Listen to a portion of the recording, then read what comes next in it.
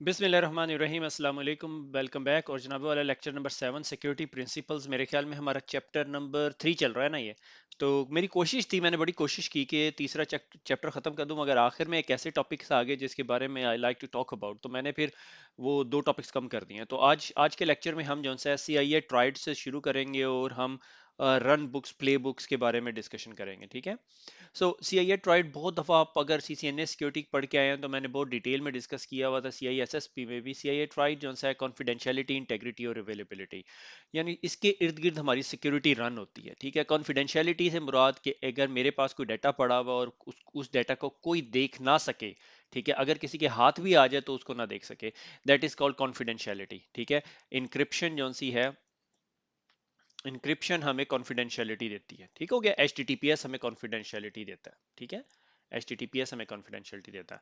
उसके बाद अगली चीज आ जाती है इंटेग्रिटी। इंटेग्रिटी ये कि ए यूजर से जब डाटा चला और वो बी के पास पहुंचा, तो रास्ते में किसी ने चेंज नहीं किया, ठीक है। उसकी सबसे इजी एग्जांपल जो सी है वो चेकसम है, ठीक है। चेकसम है, डिजिटल सिग्नेचर जो से है, उसकी एग्जांपल हो सकते हैं, ठीक है। नॉन रेपुटेशन टाइप चीजें कि भाई अगर काशिफ ने ये बात की है तो मैं कैसे प्रूफ करूंगा ये काशिफ ने की है, ठीक है। और इंटेग्रिटी मोस्टली ये कि डाटा एक पैकेट में रखा और बी तक पहुंचा और रास्ते में किसी ने मॉडिफाई नहीं किया, या आपके पास कोई चीज पड़ी और उसको किसी ने मॉडिफाई नहीं किया। MD5 हैशेस जिसके बारे में हम बात करते हैं अक्सर, कि हैशेस जो से हैं हमें इंटेग्रिटी प्रोवाइड करते हैं। उसके बाद तीसरी चीज आ जाती है हमारे पास अवेलेबिलिटी, ठीक है। अवेलेबिलिटी क्या, कि आपके पास एक सर्विसेज है और वो रन हो रही है और जिस टाइम उसकी जरूरत पड़े तो वो रन ही हो रही हो, ठीक है। इस चीज को जो है हम अवेलेबिलिटी के खाते में डाल देते हैं, हम कहते हैं ये अवेलेबिलिटी है। अवेलेबिलिटी के नुकसानदेह क्या, ऑपोजिट क्या चीज है, डिनाइल ऑफ सर्विस अटैक। अगर मैं किसी सर्विसेज के ऊपर डिनाइल ऑफ सर्विस अटैक करूं तो वो अवेलेबल नहीं रहेगी, कि 24/7 अवेलेबल नहीं है। इंटेग्रिटी के अगेंस्ट क्या, कि कोलिशन हो जाए, कोई बंदा कोई ऐसे दो लेटर सिमिलर लेटर बना ले जिनके हैश वैल्यू सिमिलर हो, ठीक है। इसी तरह कॉन्फिडेंशियलिटी, क्लियर टेक्स्ट उसका ऑपोजिट है, ठीक है, कि आपने उसे कॉन्फिडेंशियल नहीं रखा। तो ये जो तीन चीजें हैं, ये टर्में आपको बिल्कुल क्लियर होनी चाहिए, कि अगर आपसे कोई पूछे कॉन्फिडेंशियलिटी क्या है, इंटेग्रिटी क्या है और अवेलेबिलिटी क्या है, तो आपको पता होना चाहिए, ठीक है। कॉन्फिडेंशियलिटी आपको इंक्रिप्शन प्रोटोकॉल्स आपको कॉन्फिडेंशियलिटी देते हैं, इंटेग्रिटी हैशिंग आपको इंटेग्रिटी देती है, डिजिटल सिग्नेचर्स भी आपको integrity check, non reputation type की चीजें, मगर आप उसे डिबेट कर सकते हो। अवेलेबिलिटी के लिए आपको load balancer, high availability, primary backup sites और इस तरह की चीजें करनी पड़ती हैं। अच्छा, उसके बाद जो है ना आपकी book risk and risk assessment की तरफ चले जाती है। रिस्क क्या चीज है, possibility that someone would will break, ठीक है, समथिंग बैड वुड हैपन, कि अगर आपके घर के अंदर विंडो है, क्या पॉसिबिलिटी है कोई जाता हुआ गली में पत्थर मारेगा। पॉसिबिलिटी डिपेंडिंग कि आप किस मुल्क में, किस मोहल्ले में, किस इलाके में रह रहे हैं, ठीक है। अगर आप किसी ऐसे इलाके में रह रहे हैं जहां सबके घर जो से शीशे के हैं तो कोई नहीं मारेगा, ठीक है। अगर आप किसी ऐसे मोहल्ले में रह रहे हैं जिस जहाँ कॉन्सेप्ट ही नहीं है शीशे का और लोग भी थोड़े रफ से हैं, तो वो जरूर तोड़ेगा, ठीक है। ये गाड़ी खड़ी हुई होगी तो तोड़ेगा। तो ये सूरत हाल है। तो risk possibility something bad would happen, ये आपका रिस्क है। रिस्क असेस कैसे करना होता है, आप इलाके में जाते हैं, आपको पता चल जाता है यहाँ पे शीशा टूटेगा या नहीं, ठीक है। उसके अगेंस्ट ISO, आप सबको पता है, इंटरनेशनल स्टैंडर्ड ऑर्गेनाइजेशन है, उसने बहुत सारे स्टैंडर्ड बनाए हैं। वो पाइप बिछाने के भी स्टैंडर्ड बनाती है, हर चीज के स्टैंडर्ड है, केबलिंग के भी स्टैंडर्ड्स हैं, ठीक है, डेटा सेंटर्स के भी स्टैंडर्ड है। उसमें एक स्टैंडर्ड जो सा है बहुत कॉमन, हम ISMS information security management system के अंदर यूज करते हैं, ISO 27001 स्टैंडर्ड, ठीक है। ISMS हैविली फोकस्ड है रिस्क बेस्ड प्लानिंग, कि अगर आपने रिस्क आपने आइडेंटिफाई करना, उसकी बेस पे डिसीजन करना है, ठीक है। अच्छा, रिस्क जब आप सोचते हैं ना, ठीक है, ये मैं आप थोड़ा ऑफ बुक जा रहा हूँ। रिस्क के बारे में जब भी आप सोचते हैं तो आप सोचते हैं रिस्क कोई ऐसी चीज है जो नेगेटिव है। रिस्क पॉजिटिव भी होता है और नेगेटिव भी होता है। नेगेटिव रिस्क को आप अवॉइड करते हो या एक्सेप्ट कर लेते हो, ठीक है। पॉजिटिव रिस्क को आप एक्सप्लॉइट करते हो, ठीक है। बहरहाल ये टॉपिक हम नहीं डिस्कस कर रहे, ठीक है। ये मैं आपको सीरीज के अंदर ले गया। तो नेगेटिव रिस्क जो है आप उसको अवॉइड करते हो, आप उसको एक्सेप्ट करते हो, आप उसको मिटिगेट कर सकते हो, ट्रांसफर कर सकते हो, ठीक है। जिस तरह मैं गाड़ी चलाता हूँ, मेरा एक्सीडेंट हो जाएगा, मेरा एक्सीडेंट हुआ तो नुकसान 1,000 से ज्यादा 2,000 का भी हो सकता है, 10,000 का भी हो सकता है, तो मैं उसको जो सा है उसको ट्रांसफर कर देता हूँ और अपनी गाड़ी की या ड्राइविंग इंश्योरेंस ले लेता हूँ। वो मुझे देख के कहते हैं कि यार ये बंदे के पास नो क्लेम बोनस है, कि इसने 5 साल से एक्सीडेंट नहीं किया, तो ये रिस्की ड्राइवर नहीं है, तो इसकी इंश्योरेंस जो सी है 500 पाउंड या 700 पाउंड की कर दो। अगर इसका एक्सीडेंट अभी 6 महीने पहले हुआ है तो इसकी इंश्योरेंस 2,000 पाउंड कर दो, क्योंकि इस पॉसिबिलिटी है इसने दोबारा गाड़ी मारनी है कहीं ना कहीं, ठीक है। सो ये रिस्क असेसमेंट है। तो इसी तरह हम IT वर्ल्ड के अंदर या इंफॉर्मेशन सिक्योरिटी वर्ल्ड के अंदर रिस्क असेसमेंट करते हैं। ठीक है। और उस एक किस्म की उसमें रिस्क असेसमेंट के बारे में हम लोग जो सा है कह सकते हैं कि वल्नरेबिलिटी जो असेसमेंट है वो एक्चुअली रिस्क असेसमेंट ही है हमारी, कि हम तमाम ऑपरेटिंग सिस्टम को देखते हैं और कहते हैं यार ये जो सिस्टम्स है इनके ऊपर पैचेस कम से कम इंस्टॉल हुए हुए हैं और ये बहुत ज़्यादा पैचेस मिसिंग है, तो ये रिस्की सिस्टम्स हैं क्योंकि ये पब्लिकली फेसिंग है। ठीक है। और likelihood of having that attack क्या होता है कि अगर उसका उसका जो सा है एक्सप्लॉइट भी अवेलेबल हो। ठीक है। एक टूल है रैपिड 7, वो आपको बताता है, नेसस आपको इस तरह की इंफॉर्मेशन देता है, क्वालस आपको दे सकता है। ठीक है। इस तरह के बहुत सारे टूल है। इसी तरह एक और स्टैंडर्ड है ISO 3100। ठीक है। जनरल रिस्क असेसमेंट स्टैंडर्ड है। ठीक है। Help organisation to re achieve objective like improve the identification process, कि अगर आपके आपकी कंपनी के अंदर ये IT रिस्क असेसमेंट से बाहर निकल के हम बात कर रहे हैं, क्योंकि साइबर रिस्क असेसमेंट का स्टैंडर्ड ISO 27005, मगर इन सब का मकसद जो सा है वो आपको ऑब्जेक्टिव अचीव करना, कि आपका प्रोजेक्ट रन हो, आपका बिजनेस रन हो without without interacting with the risk, not interacting, without facing a risk massive. ठीक है। एक्सेप्टेबल रिस्क को आप यूज कर सकते हो, डिपेंडिंग आपकी कंपनी की रिस्क एपिटाइट कितनी, कि आपका कंपनी कितने बड़ा रिस्क ले सकती है। और उर्दू IT अकेडमी जो सा है वो एक दिन उर्दू IT अकेडमी का सर्वर डाउन रहे तो कोई मसला नहीं है, क्योंकि वीडियोस यूट्यूब पे पड़ी हुई है, कोई मसला नहीं है। अगर ईबे का सर्वर एक दिन के लिए डाउन रहे तो उन्हें लाखों करोड़ों का नुकसान है। ठीक है। तो ये रिस्क एपिटाइट है, उर्दू IT अकेडमी एक दिन के लिए सर्वर डाउन कर ले कोई मसला नहीं, कोई टेंशन नहीं है। सही हो गया। तो ये जो सा है रिस्क से, आप में से जो लोग रिस्क में इंटरेस्टेड हैं तो रिस्क से रिलेटेड एक सर्टिफिकेशन थी सी रिस्क। ठीक है। Certified in risk and information system control, तो ये मैंने पिछले दिन एग्जाम दिया था, तो उसका ये ब्रेन चार्ट है कि आप सबसे पहले आइडेंटिफाई करते हो रिस्क को। ठीक है। एलिमेंट ऑफ रिस्क क्या है, कि रिस्क फैक्टर क्या है, एसेट क्या है, थ्रेट क्या है, वल्नरेबिलिटी क्या है, लाइकलीहुड क्या है, प्रोबेबिलिटी क्या है, कि फ्लड आएगा। अगर फ्लड आएगा तो कितनी पॉसिबिलिटी है, पिछले 100 सालों में कितनी दफा इस इलाके में फ्लड आया। ठीक है। अगर आप देखोगे कि यार पिछले सालों में 15 दफा आ चुके हैं, तो फिर आप थोड़ा सा उसके लिए फ्लड डिफेंस सिस्टम या इंश्योरेंस या कुछ भी है। ठीक है। Communication of risk, risk culture कैसा है कंपनी का, कंपनी रिस्क को एक्सेप्ट भी करती है, नहीं रिस्क कैपेसिटी कितनी है, एपिटाइट है, टॉलरेंस कितनी है। ठीक है। और फिर मेथड ऑफ रिस्क आइडेंटिफिकेशन, कि आप आइडेंटिफाई कैसे करोगे, आप वर्कशॉप्स करोगे, इंटरव्यू करोगे, कुछ भी करोगे। ठीक है। इसके लिए बहुत सारे फ्रेमवर्क्स हैं। उसके बाद जौन सा है आप उस रिस्क को नोटिस, जो आपने रिस्क आइडेंटिफाई किए हैं उन्हें रजिस्टर में डाल दोगे। उसके बाद उन रिस्क को असेस करोगे कि यार ये रिस्क वाकई जो इतने हमने आइडेंटिफाई किए हैं ये क्रिटिकल रिस्क है, हाई रिस्क है या लो रिस्क है। अगर कोई हाई रिस्क है तो क्या हम उन रिस्क को एक्सेप्ट कर सकते हैं। अगर हम एक्सेप्ट कर सकते हैं तो उसको किस किस तरह एक्सेप्ट कर सकते हैं। अच्छा हम फायरवॉल लगा लेंगे, हम एंटीवायरस इंस्टॉल कर देंगे। उसके बाद हम रिस्क असेसमेंट रिपोर्ट बना देते हैं, वो मैनेजमेंट को दे देती है। और रिस्क रिस्पांस मिटिगेशन के भाई हमने ये जो एंटीवायरस इंस्टॉल करने का और 5 लाख की फायरवॉल लगाने का और 15 लाख का एंड पॉइंट प्रोटेक्शन लेने का जो सोल्यूशन बनाया, वो बिजनेस ने एक्सेप्ट भी किया है कि नहीं। अगर बिजनेस एक्सेप्ट कर लेती है तो बिजनेस केस बनाते हैं और फिर उसके बाद कंट्रोल हम इम्प्लीमेंट कर देते हैं और उस कंट्रोल को मॉनिटर करते रहते हैं। ठीक है ना। क्योंकि KPIs और KRIs की रिस्क इंडिकेटर्स और KPI की परफॉर्मेंस इंडिकेटर्स के गोल अचीव हुए हैं या नहीं, ट्रेंड कैसे जा रहे हैं, कि हाँ हमें फिशिंग अटैक्स आ रहे हैं, हम इतने फिशिंग अटैक ब्लॉक कर रहे हैं और ये फायदा हमें value out of over fishing spam filter की मिल रही है। ठीक है। क्योंकि इस चीज की जरूरत आपकी आपकी टीम का जो हेड होगा या आपके जो सीसो होगा उसके कंधों पे होगी, कि उसने जो सिक्योरिटी ऑपरेशन सेंटर जो ये इतना बड़ा बनाया हुआ है उसकी रिस्पॉन्सिबिलिटी, उसकी जस्टिफिकेशन तो देनी है ना। ये 5 6 7 8 या 10 लोग, जितने भी लोग आपके सिक्योरिटी ऑपरेशन सेंटर में बैठे हुए हैं, उनकी जस्टिफिकेशन तो देगा ना भाई यार ये इनका फायदा क्या है मुझे। ठीक है। इनका फायदा कंपनी को ये है कि आपके जो रिस्क आते हैं या आपके जो अटैक्स आते हैं उनको रिस्पॉन्ड कर सकते हैं ये लोग, इनको आइडेंटिफाई कर सकते हैं, मिटिगेट कर सकते हैं और यूजर को ट्रेन करते हैं और ब्ला ब्ला ब्ला जो भी स्टोरी है। ठीक है। अच्छा। अब रिस्क एंड रिस्क असेसमेंट के अंदर एक और चीज है रिस्क ऑफ वल्नरेबिलिटीज। ज्यादा हमने वल्नरेबिलिटी के विंडोज 10 के जो पैचेस हैं वो पिछले 1 साल से इंस्टॉल ही नहीं हुए हुए। ठीक है। तो उसके लिए हर पैच ट्यूसडे का आपको पता है कि हर महीने की सेकंड ट्यूसडे को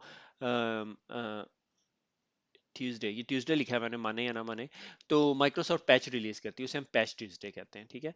तो अब पैच ट्यूसडे के बाद आपको याद है वो CVE, माइक्रोसॉफ्ट को पता चला यार एक वल्नरेबिलिटी आई इंटरनेट एक्सप्लोरर में, माइक्रोसॉफ्ट ने वो CVE नंबर ले लिया 2018-016।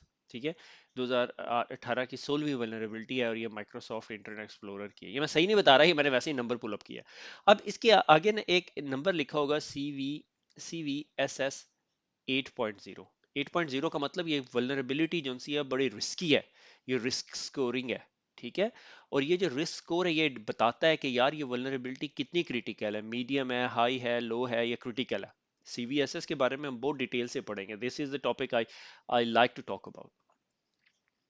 तो उसमें हम बेस टेम्परल और एनवायरमेंटल मेट्रिक डाल के किस तरह स्कोर बनाते हैं, वो अलग स्कोर है। मगर सीवीएसएस कॉमन वल्नरेबिलिटी स्कोरिंग सिस्टम भी आपके रिस्क स्कोर बताता है कि यार ये जो वल्नरेबिलिटी है ना ये हाई रिस्क है, लो रिस्क है, हम इसको एक साथ खेलेंगे भी, प्ले भी करेंगे। आपकी बुक ने इतनी डिटेल में डिस्कस किया, मगर I would love to talk about it, क्योंकि ये एक अच्छा स्कोरिंग सिस्टम है जिसके जरिए आप आइडेंटिफाई करते हैं कि रिस्क कितना क्रिटिकल है या नहीं। ठीक है।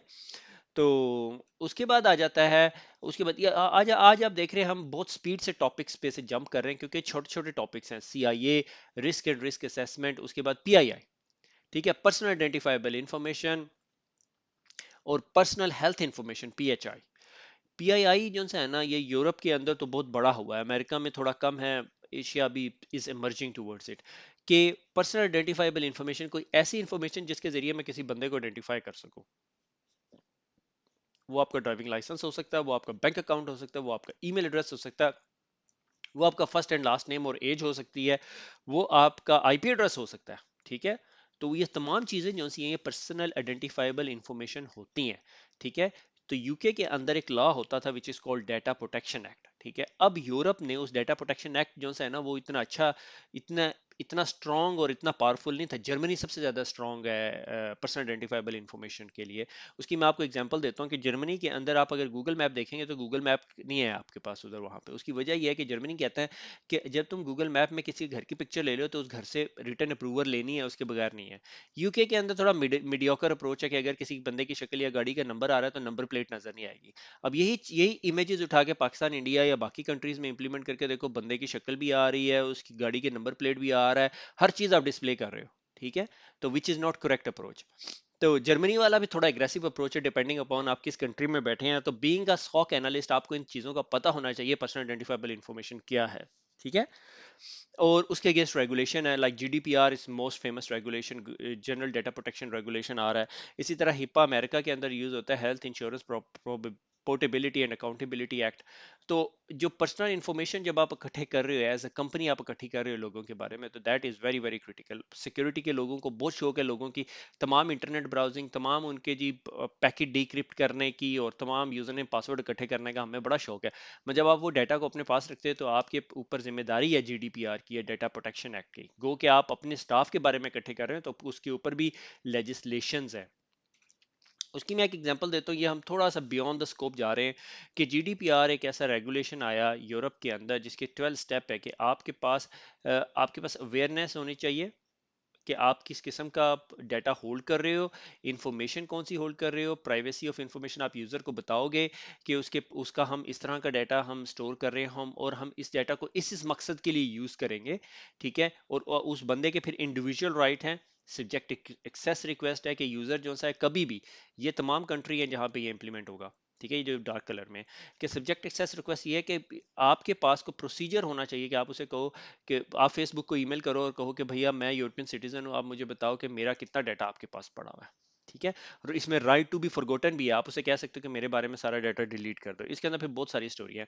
Lawful basis of processing the personal data, कि आप लॉफुली किस तरह प्रोसेस कर सकते हो, कि आपने अगर डाटा रखा हुआ है तो उसको कितना सिक्योर रखना है।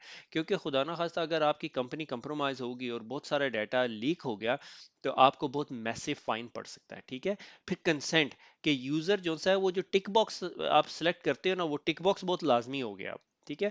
और चिल्ड्रन का डाटा, कि अगर आप बच्चों का कोई डाटा इकट्ठा कर रहे हो तो उनके गार्डियंस की कंसेंट लेनी है। उसके अंदर मैं मजे की बात बताता हूँ, अगर आपके पास फेसबुक का अकाउंट हो और वो अकाउंट 13 साल के बच्चे का हो तो फेसबुक आपको एड्स नहीं दिखाता।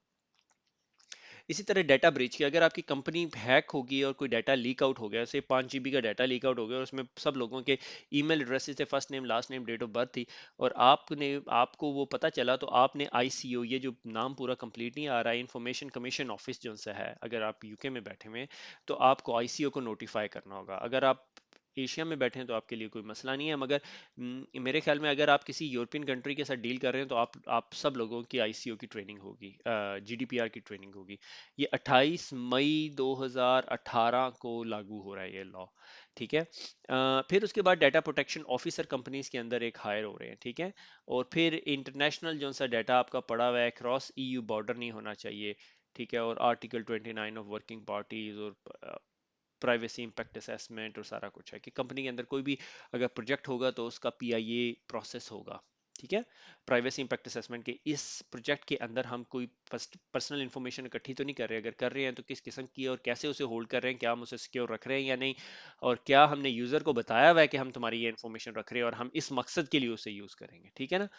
तो जिस तरह उर्दू आईटी अकेडमी कहती है आप अपने तमाम ईमेल एड्रेस हमें जमा करा दो, और फिर हम उसमें नीचे टर्म्स एंड कंडीशन बताते हैं, हम इस ईमेल एड्रेस के जरिए सिर्फ आपको कांटेक्ट करेंगे, इसके अलावा हम उस ईमेल एड्रेस का कोई यूजेज नहीं करेंगे, और कल को हम वो ईमेल एड्रेस उठा के किसी को बेच दें तो we would be in breach of GDPR legislation.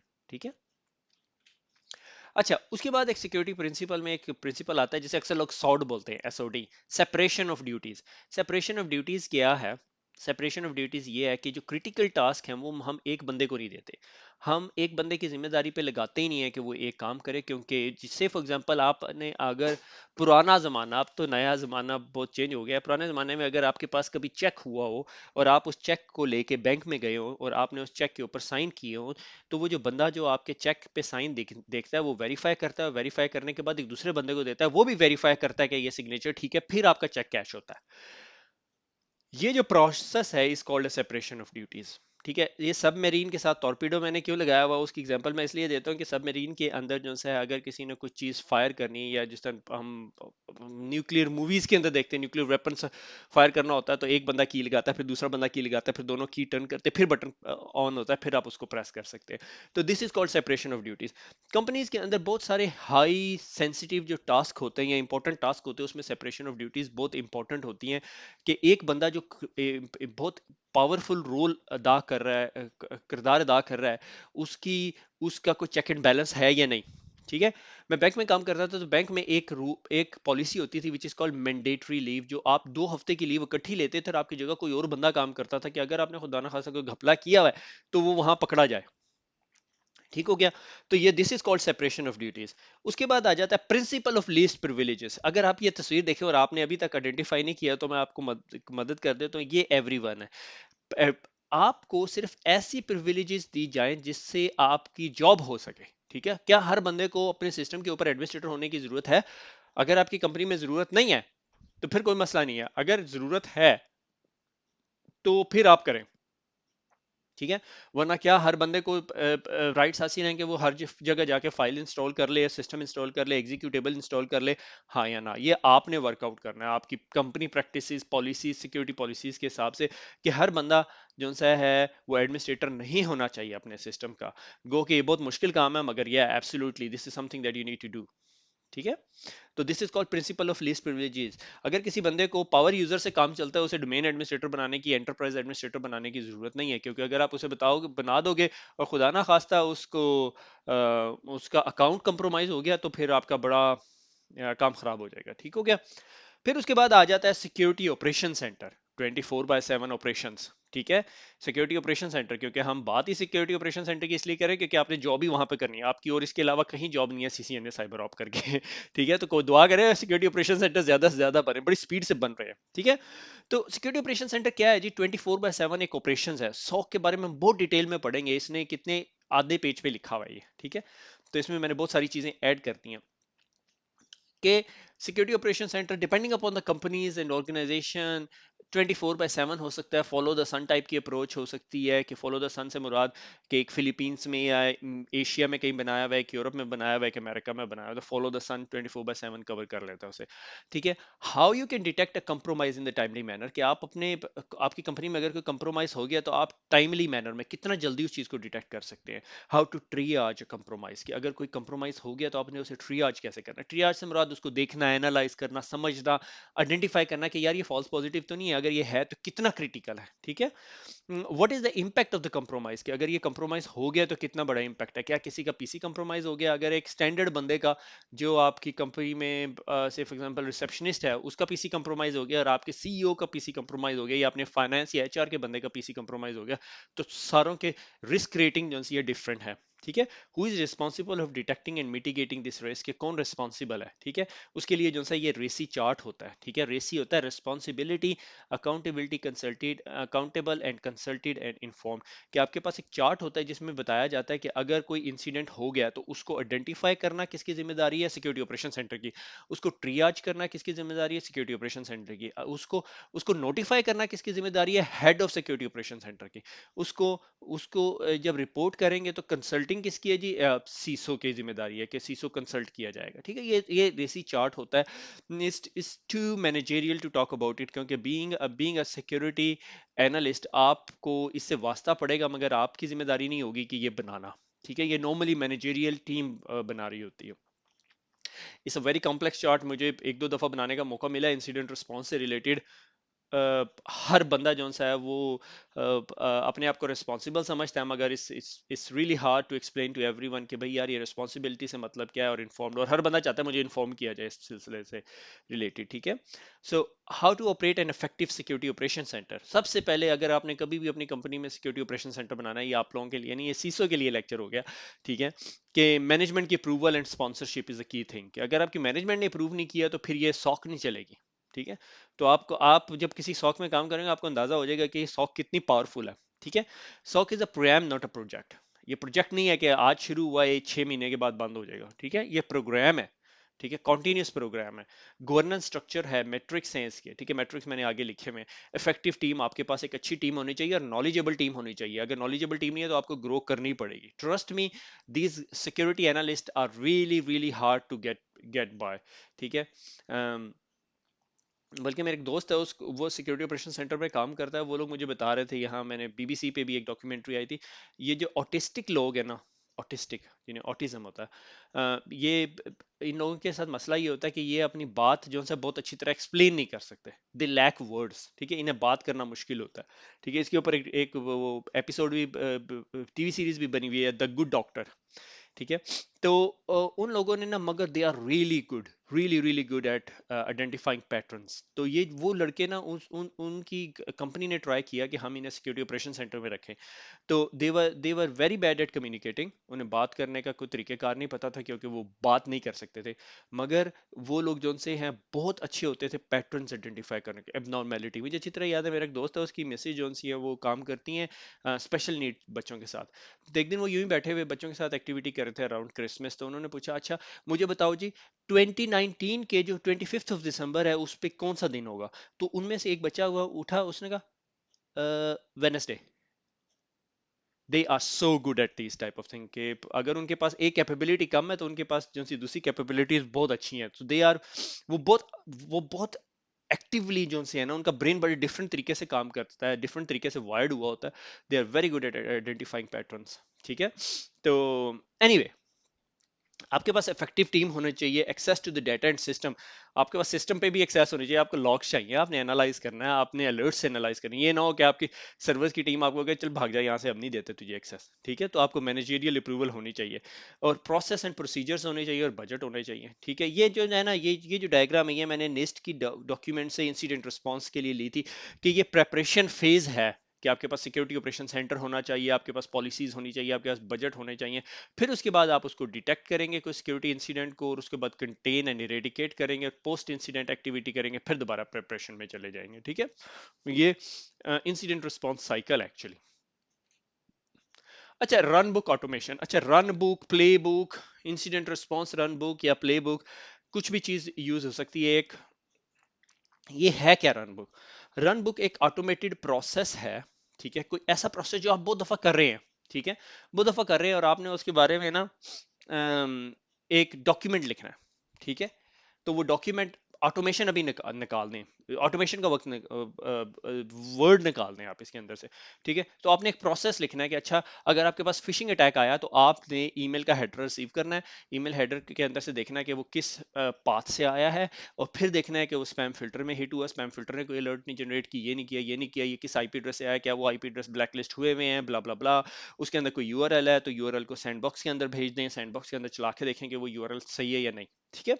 तो ये एक प्रोसेस है, प्रोसेस एंड फ्लो है, ठीक है। इस चीज को हम कहते हैं प्लेबुक, ठीक है, ये सॉर्ट ऑफ इंटरचेंजेबली है, इसमें थोड़े से आर्गुमेंट भी बन सकता है कि यार ये प्ले बुक सही वर्ड है या रन बुक सही वर्ड है, बट एट दिस स्टेज हम इन दोनों को इंटरचेंजेबली यूज करेंगे। ठीक है, एक रिटन गाइडेंस है कि how to identify, contain, eradicate and recover from a cyber security incident. ठीक है, इंसिडेंट रिस्पांस प्लान क्या इसका पार्ट है? नहीं, इंसिडेंट रिस्पांस प्लान इसका पार्ट नहीं है। इंसिडेंट रिस्पांस प्लान एक हायर लेवल डॉक्यूमेंट है एज कंपेयर टू दिस। ठीक है, अच्छा अब उसके अंदर ना बहुत सारी कंपनीज इस टाइम जो से हैं टूल्स बना रही हैं जो ऑटोमेशन का काम करते हैं। ठीक है, तो उसके अंदर रन बुक ऑटोमेशन में एक टूल है रन डेक।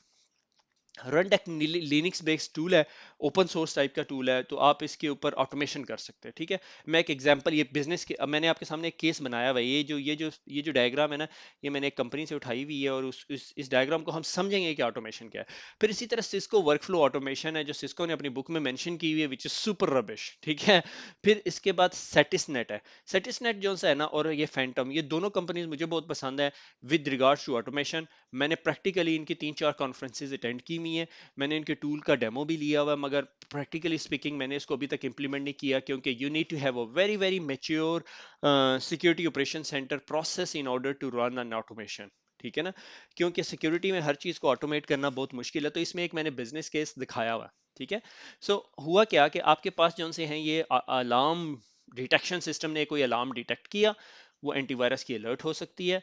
आपने उस अलार्म को अब ट्रियाज स्टेज में लिया है। ठीक है, बिजनेस इंटरेक्शन के बिजनेस ने देखा कि यार कोई मसला तो नहीं है, एसेट इंफॉर्मेशन ने देखा ये सिक्योरिटी का कॉन्टेक्स्ट है, हम इस जगह बात कर रहे हैं। ठीक है, हमारा फ्लो ये है।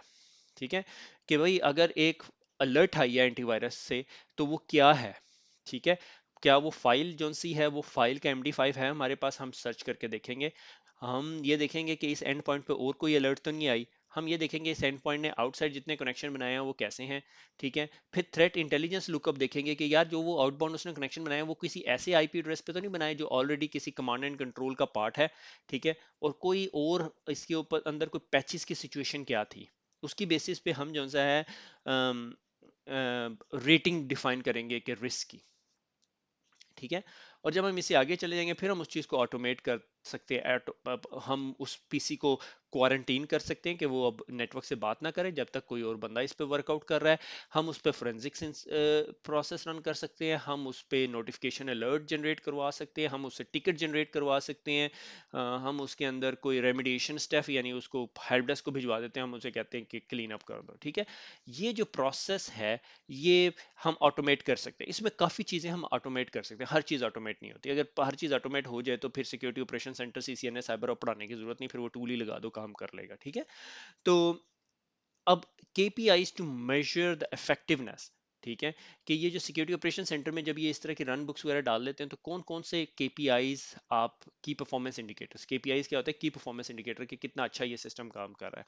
तो मीन टाइम टू रिपेयर, कि अगर कोई चीज़ डिफेक्टेड होगी या फायरवॉल के अंदर कोई ब्लॉक आ गया या कोई और इशू आ गया, कितनी जल्दी हमने उसको रिपेयर किया। Mean time between a failure, के अगर एक इंसिडेंट्स, ठीक है, time to recover from a security incident. Automation है क्योंकि बहुत मेच्योर सिक्योरिटी ऑपरेशन सेंटर्स के अंदर ये ऑटोमेशन यूज होगी, हर सिक्योरिटी ऑपरेशन सेंटर के अंदर ऑटोमेशन नहीं होगी।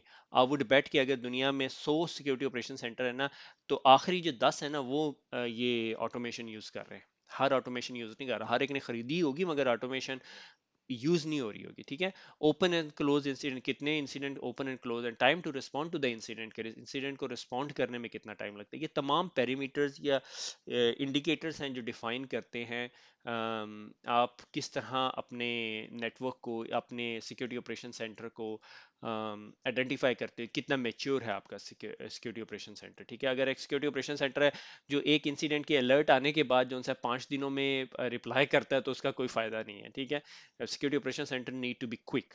ठीक है, और अब 5 सेकंड्स के, 5 मिनट के अंदर से लेके 5 दिनों के अंदर के रिप्लाई के अंदर ये हेल्प डेस्क की टिकटिंग सिस्टम नहीं है। ठीक है, अगर कोई रैंसमवेयर आया है तो आपके पास इमीडिएट रिस्पांस टाइम होना चाहिए कि आप अनप्लग करें, क्वारंटीन करें, आइडेंटिफाई करें। ठीक है, you need to have a tools to identify it first.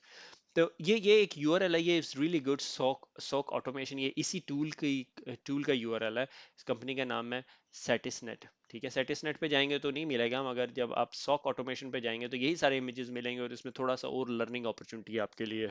मगर I would suggest you not to get into this automation first, just get your head around, कि आपको समझ आ जाए कि यार ये सिक्योरिटी ऑपरेशन सेंटर है कहाँ और मैं कहाँ बैठता हूँ उसके अंदर, ठीक है। उसके अंदर रन बुक ऑटोमेशन है। लाइक रन बुक ऑटोमेशन के लिए आपके पास जो सा थ्रेट इंटेलिजेंस भी आ रही होनी चाहिए, सर्वर से डाटा भी आ रहा होना चाहिए, बिग डाटा भी होना चाहिए, नेटवर्क स्कैन भी होना चाहिए, पैचेस भी होना चाहिए, लॉग्स भी आनी चाहिए। जब ये सारा कुछ आ रहा है तो अब आप देख सकते हैं, ठीक है। सिक्योरिटी ऑपरेशन सेंटर की रिस्पॉन्सिबिलिटी क्या है? विंडोज प्लेटफॉर्म है और ये सिक्योरिटी मैनेजर है, ठीक है। तो एक अलर्ट आई, मेलवेयर अलर्ट आई सिम से, ठीक है, एंटीवायरस एंड पॉइंट प्रोटेक्शन ने सिम जनरेट किया, इन्वेस्टिगेट एंड रिसर्च। अब ये क्या करेगा, आपका ये जो ऑटोमेशन टूल है ये क्या करेगा, ये अलर्ट देखी, इसकी MD5 देखा, थ्रेट इंटेलिजेंस में से कंपेयर किया, इसका सोर्स IP एड्रेस देखा, थ्रेट इंटेलिजेंस में से रिपेयर किया, उससे अगले 5 मिनट के डेस्टिनेशन होस्ट देखे और उनको थ्रेट इंटेलिजेंस से कंपेयर किया, इस सिस्टम का वल्नरेबिलिटी स्कैन देखा, इसकी पैचिंग देखी, कौन कौन से पैचेस मिसिंग है वो देखे। दैट्स इट, ये ऑटोमेटेड टास्क हो गया, ठीक है। बजाय इसके कोई बंदा मैनुअली जाके 5 जगहों पे देखता है, ये ऑटोमेटेड टास्क हो गया। escalate and inform Windows team to on the finding। Windows की टीम को बता दिया भाई ये malware alert आई है और ये जो सा है सिचुएशन है और हम इस सर्वर को कंटेन करने लगे हैं, ठीक है। और नोटिफाई कर दिया, आपके पास एक अलर्ट आई, यानी आप सिक्योरिटी ऑपरेशन सेंटर पे बैठे हुए थे, आपको अलर्ट आई, अलर्ट करके आपने ऑटोमेटेड उसने रिजल्ट करके आपको सामने रिपोर्ट दे दी। आपने वो रिपोर्ट अटैच की विंडोज़ की मशीन को, सर्वर्स को, और उनमें से वेट किया किसी बंदे का कंफर्म करे डिपेंडिंग अपॉन द फ्लो, और आपने क्लिक किया, बटन दबाया, तो आपकी वो मशीन क्वारंटीन होगी, ठीक है, कंटेन एंट्री आज, ठीक है। और उसके बाद आपने फोरेंसिक इमेज किया और रेमिडिएशन प्लान, पोस्ट इंसिडेंट्स और ब्ला ब्ला ब्ला। इसी तरह विंडोज पे मेलवेयर अलर्ट आई आपके पास एंड पॉइंट सिस्टम में, escalate to the security team के पास भेज दी, सिक्योरिटी ऑपरेशन सेंटर के पास चलेगी, ठीक है। Remediate using end point reconfiguration may be. Manager के लिए क्या है, रिकॉर्ड एंड मॉनिटर इंसिडेंट की कितने इंसिडेंट आए, collate incident metric and report के आपको बताएगा यार इतने इंसिडेंट आए, इतने इंसिडेंट हमने इतनी देर में रिपोर्ट किए, इतने incident with in 5 minutes report हुए, इतने इंसिडेंट 2 घंटे में रिपोर्ट हुए, टोटल इंसिडेंट की तादाद एक महीने में 60 थी, ठीक है। और हम हमारे पास फिर यूं का ग्राफ आ जाएगा, management likes graphs and bar charts and pie charts, ठीक है।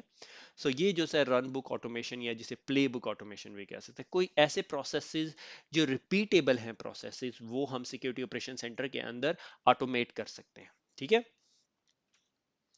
ये हम मैंने मेरे ख्याल में आज बहुत ज़्यादा पढ़ा दिया है, तो खुश रहें। अगर आपको कोई क्वेश्चन है feel free to ask on a Facebook page, lecture के नीचे ही पूछ लें, ठीक है। अगर आप मेरे इस लेक्चर के 7-8 दिनों के अंदर अंदर पूछेंगे तो मैं कवर कर लूँगा, उसके बाद फिर पब्लिक ही बताएगी आपको क्या क्वेश्चन है क्या आंसर है, ठीक है। मगर feel free to ask on Facebook page, और डिस्कशन फॉर्म्स या साइट पे जो पोस्ट सारी होती हैं उन पे मैं देख रहा होता हूँ कभी कभी।